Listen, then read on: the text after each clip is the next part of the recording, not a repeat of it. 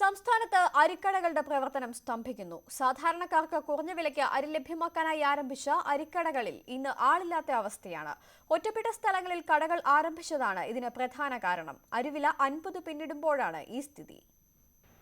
അരിവില വർധനവ് പിടിച്ചു നിർത്താൻ സിവിൽ സപ്ലൈസ് കോർപ്പറേഷൻ തിരുവനന്തപുരത്ത് കമലേശ്വരത്ത് ആരംഭിച്ച അരിക്കട ഒരാൾ പോലും ഇല്ലാതെ പ്രവർത്തിക്കുന്നത്.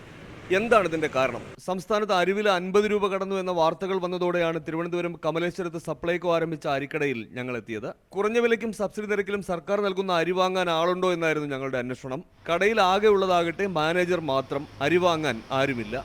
അരിവില കുതിച്ചുയരുമ്പോഴും അരി വാങ്ങാൻ കടയിൽ വല്ലപ്പോഴും മാത്രമാണ് ഉപഭോക്താക്കൾ എത്തുന്നത്. അരിക്കടയിൽ ആളുകൾ തീരെ കുറവെന്ന് മാനേജർ തന്നെ സമ്മതിച്ചു.